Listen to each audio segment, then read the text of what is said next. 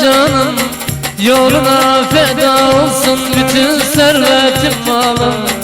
Al beni dostlarına canım, yoluna feda olsun bütün servetim malım. Gül ver güller açsın, şenlensin gönül bağım.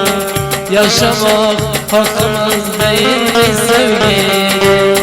Gül ver güller açsın, şenlensin gönül bağım. Yaşamak hakkımız değil mi sevgilim?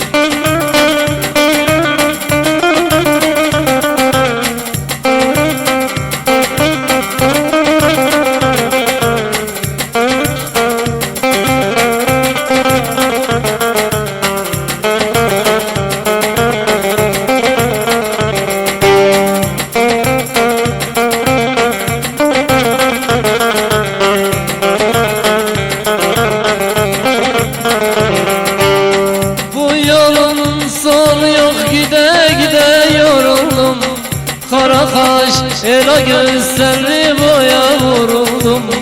Bu yolun sonu yok gide gide yoruldum, kara kaş ela gözlerli boya vuruldum. Çok sevdim ağladım, bak gözlerimden oldum. Yaşamak hakkımız değil sevgilim. Çok sevdim ağladım, bak gözlerimden oldum. Yaşamak hakkımız değil mi